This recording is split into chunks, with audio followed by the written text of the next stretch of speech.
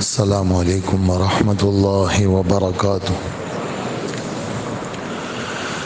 الحمد للہ رب العالمین، الحمد للہ نحمده ونستعینہ ونستغفرہ ونؤمن بہ ونتوکل علیہ ونعوذ باللہ من شرور انفسنا ومن سیئات اعمالنا، من يهده الله فلا مضل له ومن يضلله فلا هادي له، ونشهد أن لا إله إلا الله وحده لا شريك له، ونشهد أن سيدنا ونبينا وحبيبنا ورحمتنا وقرة أعيننا وطبيب قلوبنا وشفيعنا وسندنا ومولانا محمدا عبده ورسوله صلی اللہ تعالی علیہ وعلى آلہ وأصحابہ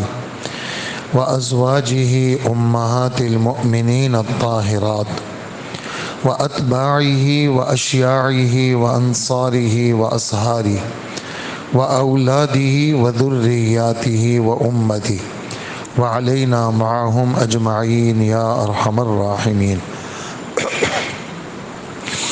اما بعد فاعوذ باللہ من الشیطان الرجیم، بسم اللہ الرحمن الرحیم۔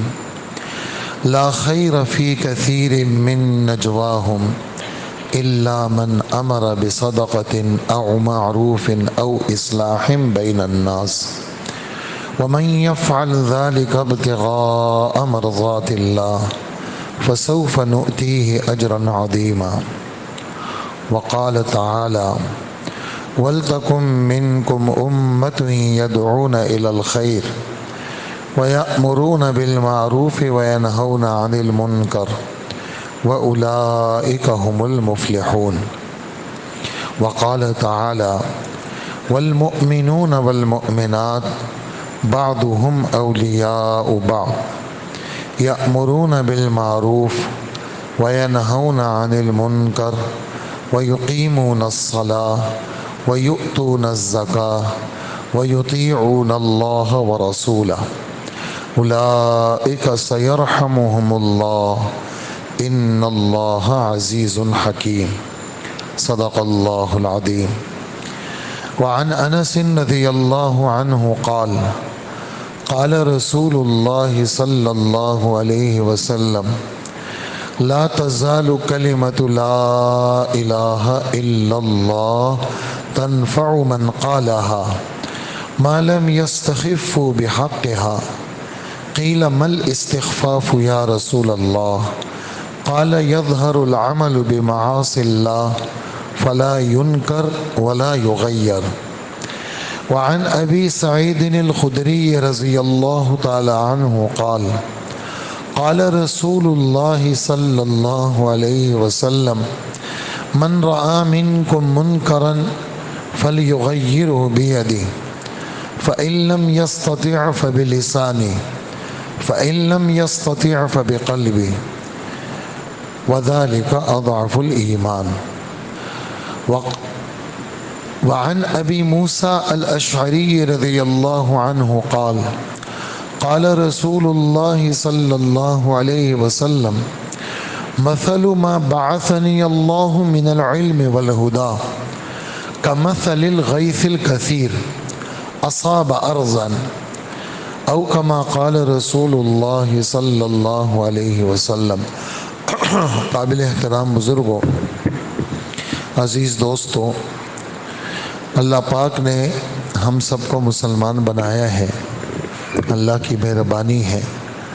بار بار اس پر شکر کرنا، اس کا بار بار تذکرہ کرنا، یہ اللہ کو اچھا لگتا ہے۔ نعمت کا ذکر، نعمت کا تذکرہ اور نعمت پر شکر اللہ کو اچھا لگتا ہے۔ نعمت کا تذکرہ، نعمت کا شکر، نعمت کی نسبت اللہ کی طرف کرنا اللہ کو اچھا لگتا ہے۔ کائنات کے خوش قسمت ترین لوگ ہیں وہ لوگ جو مسلمان ہیں، جن کو اللہ نے کلمے کے لیے چنا ہے، جن کے دل کو اللہ نے ایمان کے لیے منتخب کیا ہے، جن کے دل میں کلمہ طیبہ لا الہ الا اللہ محمد الرسول اللہ موجود ہے، ان سے بڑا خوش قسمت کائنات میں کوئی بھی نہیں ہے۔ یہ سب سے بڑے خوش قسمت لوگ ہیں، بہت بڑے لوگ ہیں۔ اللہ کے دربار میں ان لوگوں کی بہت قدر ہے جن لوگوں کے دل میں کلمہ طیبہ ہے۔ ساری دنیا کے کافر، ہندو، مجوسی، یہودی، عیسائی، جتنے بھی غیر مذہب والے ہیں، جتنے چاہے خوبصورت ہو اور جتنے چاہے پیسوں والے ہوں، سب ایک طرف ہیں، اور ایک مسلمان کلمہ طیبہ پڑھنے والا جس کے پاس کچھ بھی نہیں ہے، اپنا گھر بھی نہیں ہے، پہننے کے کپڑے بھی ٹھیک نہیں ہیں، کھانے کو بھی اس کو کچھ نہیں ملتا، لیکن ہے کلمہ والا مسلمان، اللہ کے دربار میں یہ کلمے والا مسلمان اللہ کو اچھا لگتا ہے۔ اللہ کے دربار میں اس کی عزت ہے، یہ معزز ہے، اس لیے کہ اس نے اپنے دل کو مرکز بنایا ہے کلمہ طیبہ کے لیے، چاہے جیسے بھی ہے، جتنا گناہ گار ہے اور جس قسم کا آدمی ہے، لیکن ہے مسلمان تو یہ اللہ کے ہاں معزز ہے۔ ساری دنیا کے سارے کافروں سے اللہ کے دربار میں یہ پسندیدہ ہے۔ یہ بات ہم بار بار کہیں، اپنی محفلوں میں کہیں، اس بات سے اکتائیں نہیں، اس بات سے اکتائیں نہیں کہ یہ کیا میں ہر وقت لگا رہتا ہوں۔ اس بات کا حکم ہے کہ اللہ آپ کا فضل ہے، آپ کا کرم ہے، آپ نے مجھے مسلمان بنایا۔ آپ مجھے ہندو کے گھر بھی پیدا کر سکتے تھے، میں کسی عیسائی کے گھر بھی ہو سکتا تھا، آپ نے مجھے مسلمان بنایا، پھر اسلام پہ قیام اور دوام دیا مجھے، یعنی یہ چیز اخیر تک ساتھ رہے اور اس کلمے کے ساتھ ہماری موت آ جائے، اس پر اپنے رب سے درخواست کرتے رہنا، یہ بھی مطلوب ہے، اس لیے کہ کسی وقت بھی اللہ کچھ بھی کر سکتے ہیں، کوئی معاملہ کہیں نہ کہیں بگڑ سکتا ہے۔ سن 2012 یا 13 میں 28 دن کی ہماری تشکیل تھی برما، رنگون جانا ہوا تھا، رنگون میں اور مختلف علاقوں میں گئے تھے، اور مدارس کے حوالے سے 4 علماء تھے ہماری جماعت میں، مختلف مدارس میں طلباء اور اساتذہ، اس طرح عمومی ملاقاتیں بھی ہوئی۔ اس میں قصہ سامنے آیا، وہ قصہ یہ سامنے آیا کہ ہماری جماعت میں سے 2 ساتھیوں کی، ایک مولانا صاحب کی، دوسرے کی تشکیل ہوئی، ایک جگہ جانا ہے۔ وہ کون ہے وہ آدمی جس سے ملنے جانا ہے؟ کہا یہ بہت بڑے عالم کے بیٹے ہیں، اور بچپن کے اندر انتہائی درجے کے قابل، حافظ قرآن، لیکن قابل بہت زیادہ تھے۔ سرکار نے بہت اہمیت دی، ان کی اسکولوں میں پڑھتے اور ان کے فوجی جو ان کا سلسلہ تھا اس میں بھی آگے بڑھے اور سرکاری بہت بڑے افسر بن گئے، لیکن نقصان یہ ہوا کہ ماحول جب بدل گیا تو اپنا مذہب اسلام چھوڑ بیٹھے، اور اس وقت بھی کہاں ہم جب ان سے ملتے ہیں بعض محفلوں میں تو ان کو وہ والی چیزیں اپنی یاد ہیں، لیکن بات کرنے کی ضرورت ہے، کیا پتہ اللہ اس کو واپس لے آئے۔ تو وہ ہماری 2-3 ساتھی گئے، ایک وہاں کا رہبر تھا اور ایک ہمارے جامعہ کے استاد ہیں، وہ بھی تھے ہمارے ساتھ، وہ تشریف لے گئے۔ پھر ہم نے ان سے حالات لیے، تو انہوں نے کہا ایک بہت بڑا سرکاری ایریا تھا، بہت بڑا گھر تھا ان کا، ہم اندر گئے تو گھر کے اندر بت خانہ بنا ہوا، گھر کے اندر بت خانہ بنا ہوا، اور بچے جو ان کے تھے، جیسا بیٹا ہے اس طرح، تو وہ جیسے نیند سے اٹھے آئے تو سب سے پہلے بت خانے میں گئے، بت کی پوجا کی، پھر ناشتہ وغیرہ جو بھی تھا کر کے پھر اپنے کام پہ، اسکول پہ، کالج پہ، جہاں بھی جانا تھا ان کو۔ ہمیں تھوڑا سا انہوں نے وقت دیا، ہمیں تو ان کی زبان نہیں آتی تھی، ہمارے ساتھ ترجمان تھے برما زبان کے۔ خیر جب بات چیت ہوئی تو جیسے وہ سب باتیں بچپن کی اس کو یاد ہیں، اور خود اس نے سورہ فاتحہ پڑھ کے سنائی، یہ جو صاحب تھے۔ لیکن مذہب کی طرف محبت کا اظہار کرنا، مذہب کی طرف واپس آنا، یہ چیز ہم نے نہیں دیکھی ان میں۔ تو ایسا بھی اللہ کرتے ہیں، یعنی یہ غم اور درد کی یہ داستانیں ہیں کہ اللہ یوں بھی اللہ کرتے ہیں۔ ہماری مسجد کے ساتھی شعیب بھائی یہاں اسٹینڈرڈ چارٹرڈ میں تھے، پہلے تبلیغ میں نکلے، چلہ لگایا، وہاں ملاقات ہوئی تو کہنے لگے میں تو 4 مہینے کا ارادہ ہے اور گھر والے منع کر رہے ہیں، نوکری چلی جائے گی۔ خیر گھر والوں کو بھی راضی کیا، 4 مہینے لگ گئے، بہت پرانی بات نہیں ہے، بہت تھوڑے عرصے کی باتیں ہیں یہ۔ تو اب تک تقریباً 10-12 سالوں میں 2-3 ممالک کا ان کا سفر ہو چکا ہے۔ ابھی وہ 1 مہینہ پہلے سیری لون ایک ملک ہے افریقہ کا، وہاں سے 7 مہینے لگا کے آئے ہیں۔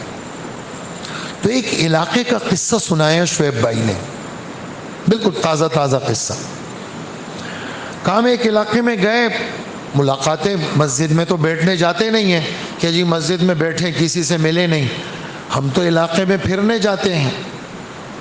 تو ہم علاقے میں گئے، پھرے تھوڑا سا، جس بچے سے ملے اس کا نام ہے حسن،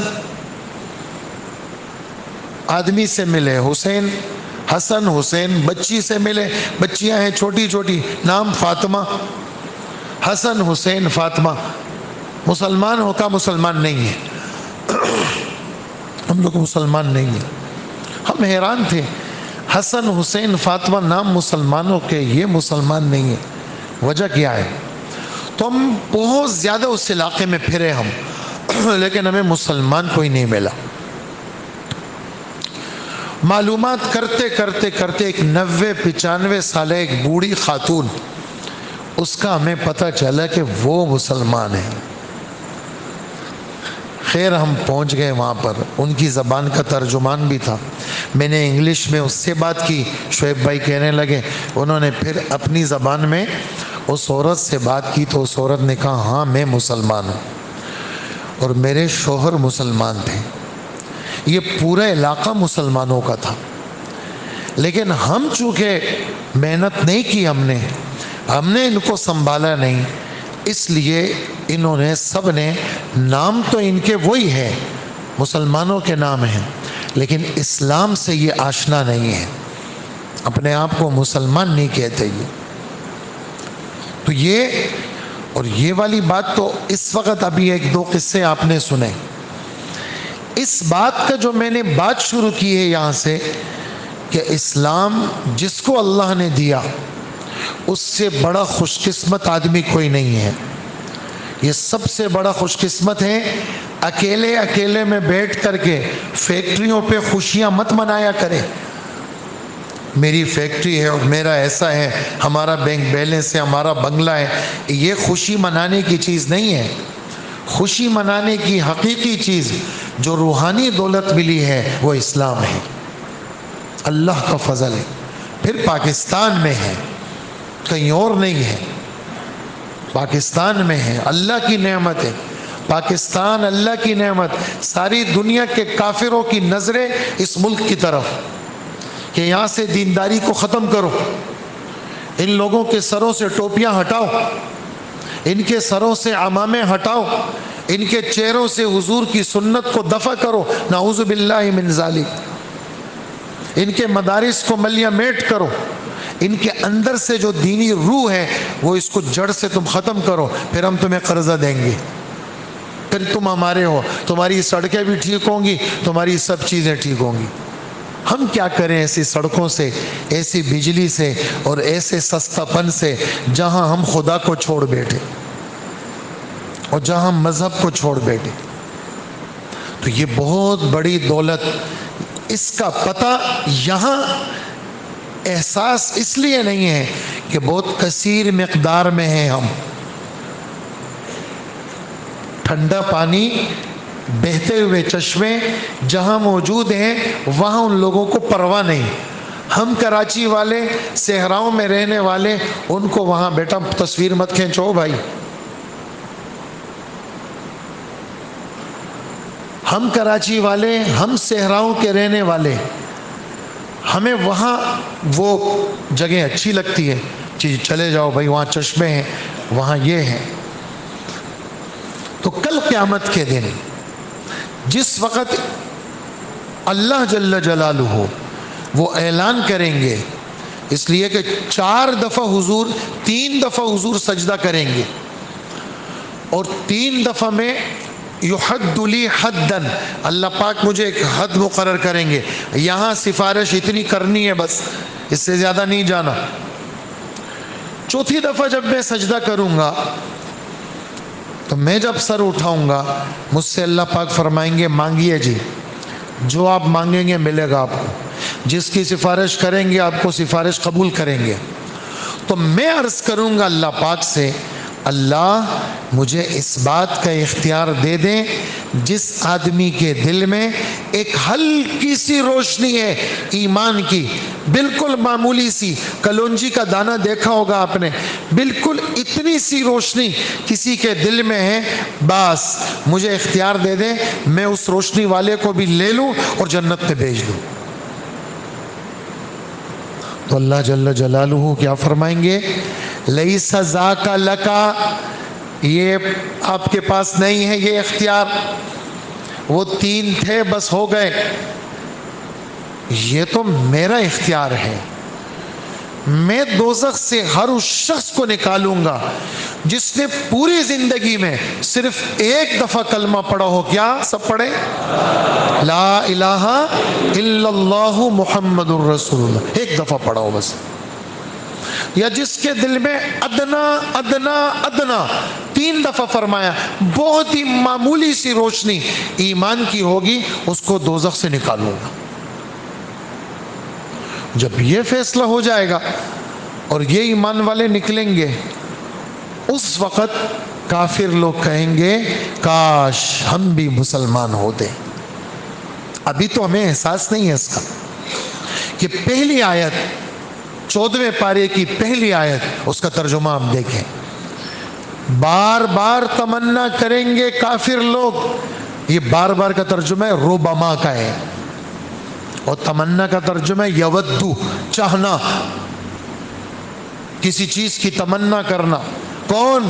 کافر لوگ بار بار تمنا کریں گے. کس بات کا؟ لو، لو کا مطلب کاش، کاش ہم مسلمان ہوتے، کاش ہم بھی کلمہ پڑھ لیتے، آج ہم دوزخ سے نکل جاتے. تو یہ نعمت، یہ بہت بڑی نعمت ہے. اس لیے اس نعمت کو صرف اپنے پاس رکھنا اور بس اپنے پاس رکھ کر کے بس اسی پر زندگی گزارنا، نہ خود عمل کرنا اور نہ آگے کسی کو دینا، یہ مطالبہ نہیں ہے. یہ نعمت ہے، اس نعمت میں سب کا حق ہے. دلیل جیسے بارش میں سب کا حق. بارش صرف مسلمانوں پہ ہوتی ہے؟ نہیں، سب پہ ہوتی ہے. جیسے سمندر میں سب کا حق، اللہ نے پیدا کیا ہے سمندر، اس میں سب کا حق. اللہ نے پیدا کی ہے ہوا، ہوا میں سب کا حق. اللہ نے پیدا کی ہے روشنی، روشنی میں سب کا حق. اللہ نے پیدا کی ہے بارش، بارش میں سب کا حق. ایسے ہی اللہ نے قرآن اتارا ہے، قرآن صرف مسلمانوں کا نہیں ہے، قرآن سب کا ہے. دلیل قرآن پاک کی آیت ہے ہدی للناس. قرآن پاک کی بڑائی کے لیے یہ جملہ غور سے سنیے گا، یہ جملہ کافی ہے کہ قرآن پاک محمد الرسول اللہ صلی اللہ علیہ وسلم کا رہبر ہے. قرآن نے محمد الرسول اللہ کو بھی راستہ دکھایا. ان ھذا القرآن یہدی للتی ہی اقوم، بے شک بات ہے یہ قرآن سیدھا راستہ دکھاتا ہے، سیدھے راستے کی رہنمائی کرتا ہے۔ اور کس کے لیے ہے؟ سب کے لیے ہے۔ دلیل، یا ایھا الناس قد جاءتکم موعظۃ من ربکم، تمہارے پاس نصیحت نامہ آیا ہے تمہارے رب کی طرف سے، اور روحانی اور جسمانی بیماریوں کا علاج اتارا ہے اللہ نے، اور سبب ہدایت ہے، سبب رحمت ہے۔ کس کے لیے؟ ایمان والوں کے لیے، وجہ وہ اس سے فائدہ اٹھاتے ہیں، ورنہ راستہ تو سب کو دکھاتا ہے یہ۔ تو یہ اس میں سب کا حق ہے، اس لیے اس کو لینا اور اس کو لوگوں میں بانٹنا۔ کائنات کا سب سے خوش قسمت شخص کون ہے؟ سوال۔ انبیاء تو ہیں، وہ تو اپنی جگہ پہ، انبیاء کے علاوہ سب سے بڑا خوش قسمت آدمی کون؟ کا سب سے بڑا خوش قسمت آدمی وہ ہے جس کے پاس آسمانی باتیں ہوں، لوگ اس سے آسمانی باتوں کو لیتے رہے۔ قرآن کا حافظ ہے، بچے اس سے نورانی قاعدہ الف با تا سا لے رہے ہیں، ناظرہ قرآن لے رہے ہیں، حفظ قرآن لے رہے ہیں، یہ قاری صاحب بہت بڑے خوش قسمت ہے کہ آسمانی باتوں کو بانٹ رہے ہیں۔ وہ مصنف جو آسمانی باتوں کو لکھ کر کے لوگوں میں تقسیم کر رہا ہے، یہ بہت بڑا خوش قسمت ہے، یہ آسمانی باتوں کو بانٹ رہا ہے۔ اب انبیاء آسمانی باتوں کو تقسیم کرنے والے، تو یہ امت نبیوں کی نائب ہے، اللہ نے اس امت کے ہر فرد کو نیابت دی ہے، اور نیابت دینے والے اللہ ہیں، اور اللہ بغیر کسی صلاحیت کے نیابت دے دے یہ تو خدا پہ اعتراض ہے۔ تو امت میں صلاحیت موجود ہے، اور ہر ایک کی اپنی اپنی صلاحیت ہے۔ کلمہ بہت بڑا ہے، اس کلمے کو لوگوں میں بانٹنا ہے۔ ایک کافی سال پرانی بات ہے، عصر کی نماز مدنی مسجد میں پڑھی میں نے، پشاور کے ایک ساتھی بیان کر رہے تھے، وہ کہنے لگے میں اور ہم 2-3 ساتھی چائنا گئے تھے جماعت کے اندر، ہمیں جو علاقہ ملا تھا ہم نے وہاں فون کی وہ جو ڈائری لی، وہاں رابطے کیے، تو سب نے کہا ہم مسلمان نہیں ہیں، نو مسلم نو مسلم نو مسلم۔ خیر ہم نے مزید معلومات کی، کہا کہ ہمیں کسی نے کہا کہ یہاں سے 100 کلومیٹر فاصلے پر آپ لوگ جائیں گے، وہاں مسلمان ہیں۔ تو کہا وہاں چلے گئے، وہاں جب ہم نے جیسے فون ڈائری سے معلومات لی، تو جس سے ہم بات کریں وہ سب کہہ رہے ہیں ہم مسلمان ہیں۔ پھر ہم نے ملاقاتیں شروع کی، ہم جب ملاقاتوں کے لیے نکلے تو ہم نے لوگوں سے پوچھا آپ لوگ تو مسلمان ہیں؟ کہا ہاں مسلمان۔ کلمہ آتا ہے؟ کہا کلمہ نہیں آتا۔ کلمہ کس کو کہتے؟ پیغمبر کو جانتے؟ کہا نہیں پیغمبر کو بھی نہیں جانتے، کون ہے پیغمبر ہمیں پتہ نہیں، نعوذ باللہ۔ نمازوں کا پتہ ہے؟ کہا نمازوں کا بھی پتہ نہیں ہے۔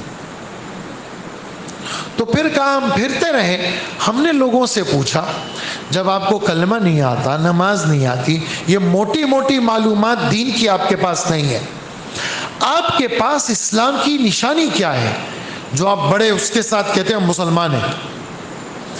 کہنے لگے ہمارے پاس اسلام کی یہ نشانی ہے کہ ہم جمعے والے دن شراب نہیں پیتے اور خنزیر کا گوشت نہیں کھاتے، اور رمضان کے مہینے میں نہیں کرتے۔ یہ ہمارے پاس اسلام کی نشانی ہے کہ جمعے کا دن مسلمانوں میں بابرکت ہے تو ہم شراب کو ہاتھ نہیں لگاتے اور سور کا گوشت نہیں کھاتے، اور رمضان کا مہینہ بابرکت ہے تو ہم جو ہے وہ شراب نہیں پیتے، سور کا گوشت نہیں۔ باقی ہمارے پاس اسلام کی کوئی نشانی نہیں۔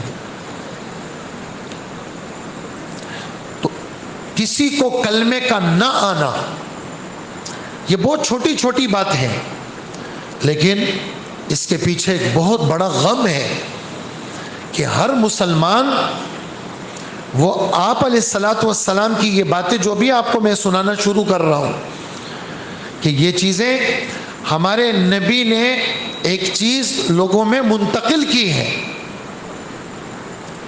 کہ دیکھو تم میرے نائب ہو، میں جیسا ہوں، تم نے تو اپنی گھر کی فکر کی، ہم نے تو اپنے گھر میں فاقے رکھے، اگر ہم کمانے میں لگتے تو ہم بہت اچھا کما سکتے تھے، لیکن ہم نے اپنے گھروں میں فاقے رکھے۔ حسن حسین جیسے شہزادے وہ بھوک سے بلکتے تھے اور اللہ کے رسول زبان دے کر کے ان کو سلاتے تھے۔ کیا حضرت علی جیسے داماد کو نوکری کا اور مزدوری کا نہیں کہہ سکتے تھے کہ مزدوری کرو، میری بیٹی تیرے گھر میں ہے؟ لیکن کیا وہ چیز تھی جس چیز نے ان حضرات کو دنیا اور جائیداد دنیا کی زمینیں، دنیا کا پیسہ اس کے جمع کرنے سے روکے رکھا اور اللہ کی بات کے زندہ کرنے میں لگائے رکھا؟ وہ کیا چیز تھی؟ اور جب فتوحات کا دور آیا اور بوریاں بھر بھر کے سونا اور چاندی آئے، ایسی نفرت ہمارے نبی نے ان کے دل میں بٹھائی تھی کہ اس کو دیکھنا بھی گوارا نہیں۔ ایک بوری بھر کر کے حضرت زینب رضی اللہ عنہا، ام المساکین ان کا لقب تھا، اللہ کے رسول کی پھپھی ذات بھی تھی اور مسلمانوں کی ماں بھی تھی، حضور کی گھر والی تھی۔ تو جب وہ آئے تو سمجھنے لگی کہ یہ پیسے بھیجے ہیں حضرت عمر نے تاکہ لوگوں میں تقسیم کریں، تو فرمانے لگی امیر المومنین کسی اور کے ذمے لگا لیتے، میرے ذمے تقسیم کرنا لگایا۔ تو وہ خادمہ جو لے کے آئی تھی کہنے لگی نہیں اماں جان، یہ آپ کو تحفے میں بھیجے۔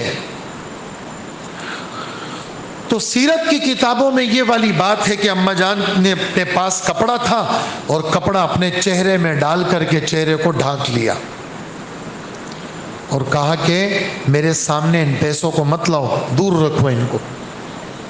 اور پھر کہا کہ اے اللہ، یہ پیسے آج تو میں دیکھ رہی ہوں، لیکن اے اللہ آئندہ سال حضرت عمر اگر یہ چیز بھیجیں، میں اس دنیا میں رہنا نہیں چاہتی، مجھے آپ اپنے پاس بلا لیں۔ اور پھر چیزیں منگوائی، تھیلے منگوائے اور وہ سارے تھال تھیلوں کے اندر وہ سارے پیسے وہ تقسیم کر لیے۔ یہ اللہ کے رسول کی صحبت کا نتیجہ۔ اور ہماری مسجدیں بہت شاندار، مسجد نبوی جیسی مسجد سن 9 ہجری تک، 2 سال کے بعد حضور کی وفات ہے، چراغ جلانا نہیں جانتے تھے۔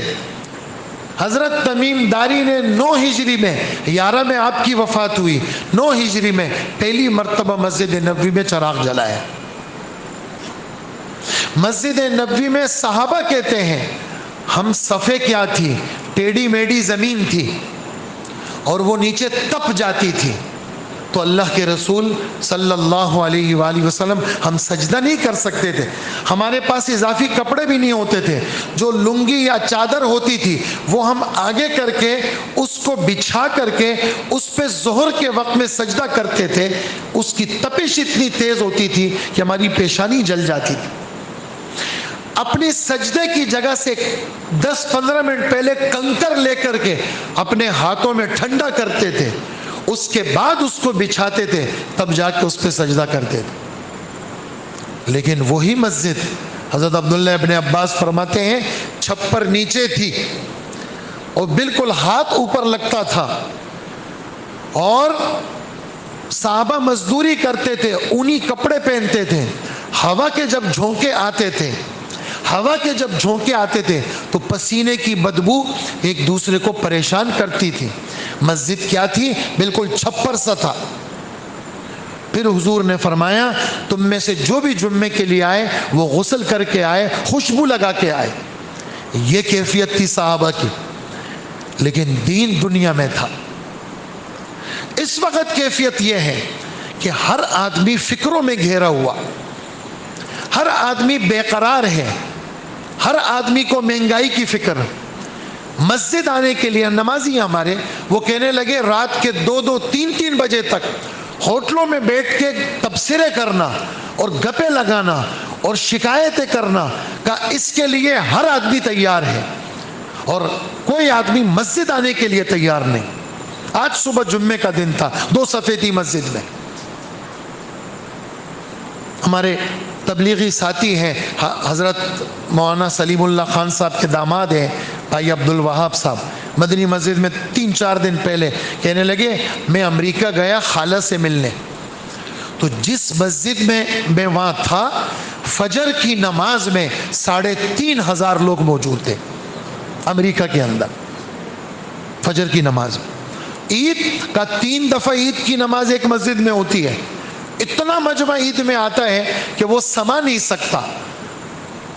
تو ایک عید کی نماز مثال دے رہا ہوں 6:30 بجے ہوئی, دوسری عید کی نماز 7 بجے ہوئی, تیسری 7:30 بجے ہوئی, اور جمعہ 4 مرتبہ ہوتا ہے, اتنا بڑا مجمع. تو کہا ہے کوئی پاکستان میں کراچی میں کوئی مسجد جس میں صبح فجر میں 3,500 کا مجمع ہو, جبکہ لوگ کتنے اطراف میں رہتے ہیں. یہ تو بنگلے تھے پہلے, اب تو فلیٹس بن گئے, اور مجمع جتنے لوگ آ رہے ہیں اتنے لوگ گھٹ رہے ہیں. پہلے جنریٹر نہیں تھے, بجلی پہلے بھی جاتی تھی اور لوگ مسجدوں میں بھر جاتی تھی مسجد. یو پی ایس آیا, سہولت آ گئی, پھر جنریٹر آیا, پھر جناب جو ہے نا آٹومیٹک جنریٹر آئے, کوئی چیز, اب بھی سولر آ گئے, کوئی چیز آدمی مشقتیں سب ختم کر رہا ہے, لیکن اللہ کے گھر میں آنے کے لیے صبح اٹھنا دشوار ہے. تو ہر فکر کا علاج وہ اللہ کا قرب ہے. یہ جتنی خبریں ہم سنتے ہیں اور جتنے خبروں میں ہمارا وقت گزرتا ہے, ہم نے کبھی خدا کی خبر قرآن کھول کر کے غور سے سنی ہے؟ کوئی ہے قرآن کہہ رہے میں قرآن پڑھتا ہوں, کیا پڑھتے ہو؟ یاسین پڑھتا ہوں. یاسین تو تم اپنی غرض کے لیے پڑھتے ہو, ذرا قرآن ایک پارہ پڑھ کے دکھاؤ. کیا پڑھتے ہو؟ کہا واقعہ پڑھتا ہوں. وہ تو تم فاقے سے بچنے کے لیے پڑھتے ہو. قرآن تو پڑھو, شروع سے شروع کرو. آپ پڑھو, قسم خدا کی دنیا بھر کے غم اور فکریں اللہ نے دوری رکھی ہے, قرآن پاک کی برکت سے دور ہوں گے. آئے ذرا کوئی مسجد میں بیٹھے, خدا کو اکیلے میں وقت دے, دنیا بھر کی سارے غم اور فکریں وہ اللہ دور کر دیں گے. فرض نماز کے بعد اللہ کے رسول کا فرمان کہ یہ سیدھا ہاتھ یہاں رکھو اور ایک دفعہ پڑھو بسم اللہ الذی لا الہ الا هو الرحمن الرحیم. اس اللہ کے نام سے شروع کرتا ہوں جس کے سوا کوئی معبود نہیں, اور وہ رحمان بھی ہے وہ رحیم بھی ہے. میں کیا مانگتا ہوں آپ سے؟ اللہم اذہب عنی الہم والحزن. اے اللہ آپ مجھ سے فکروں کو ختم کر دیں, غموں کو ختم کر دیں. غم کیا؟ پیچھے جو چیزیں گزر گئی. فکر کیا؟ اس وقت جو فکریں ہیں, بیماریاں, تکلیفیں, معاش, معیشت کی فکر, یا اللہ یہ ختم کر دے. اذہب ختم کر دے. کہا یہ یہاں رکھو تاکہ سر خالی ہو جائے فکروں اور غموں سے. اور فرض نماز کے بعد جو دعائیں پڑھنی ہیں اس میں سے ایک دعا یہ ہے, اللہم انی اعوذ بک من الہم والحزن وَأَعُوذُ بِكَ مِنَ الْعَجْزِ وَالْكَسَلِ وَأَعُوذُ بِكَ مِنَ الْجُبْنِ وَالْبُخْلِ وَأَعُوذُ بِكَ مِنْ غَلَبَةِ الدَّيْنِ وَقَهْرِ الرِّجَالِ. آئے تو صحیح کوئی, ادھر فرض نماز ہو جاتی ہے, ادھر اگلا قدم جوتیوں کے پاس. جمعے میں بھی دعا نہیں مانگتے, جمعے میں بھی نہیں مانگتے, عام نمازوں میں نہیں مانگتے. حدیث میں آتا ہے جب مسلمان سلام پھیرتا ہے تو اللہ پاک فرماتے اے بندے ہاتھ اٹھا, میں تیری دعا کو قبول کروں گا. تو وہ دعا کا ترجمہ کیا ہے؟ اے اللہ میں آپ کی پناہ لیتا ہوں. کس چیز سے؟ ہر فکر سے. یہ فکریں ختم کر دیں, یہ سوچیں ختم کر دیں. اس لیے سوچ آدمی کو مار دیتی ہے, اندر سے کھوکھلا کر دیتی ہے. آپ ڈاکٹر کے پاس جائیں, کیا کہتے ہیں؟ سوچا نہ کریں, آپ خوش رہا کریں. تو یہ ڈاکٹروں کی دوائیوں سے نہیں ہوگا, یہ اللہ کے چاہنے سے ہوگا. اور اللہ نے اپنے نام میں یہ تاثیر رکھی ہے کہ آدمی کی فکریں ختم ہوتی ہیں. اے اللہ فکریں ختم کر دے, اور اے اللہ غم ختم کر دے. اور اے اللہ بے بسی ختم کر دے. عجز کا ترجمہ کیا ہے؟ بے بس ہو جانا. اے اللہ مجھے بے بس نہیں ہونا. اور اے اللہ میں سستی سے آپ کی پناہ لیتا ہوں, مجھے چست بنا دے. اور اے اللہ میں قرضوں کے چڑھ جانے سے آپ کی پناہ لیتا ہوں. اور اے اللہ لوگوں کے دبانے سے, کہ کوئی مجھے دبا کے رکھے, میں لوگوں کے دبنے میں آنے والا نہیں ہوں کہ لوگ مجھے دباتے رہیں. اور اے اللہ میں کنجوسی سے پناہ لیتا ہوں اور بزدلی سے پناہ لیتا ہوں. کتنی زبردست دعا ہے فرضوں کے بعد مانگنے کی.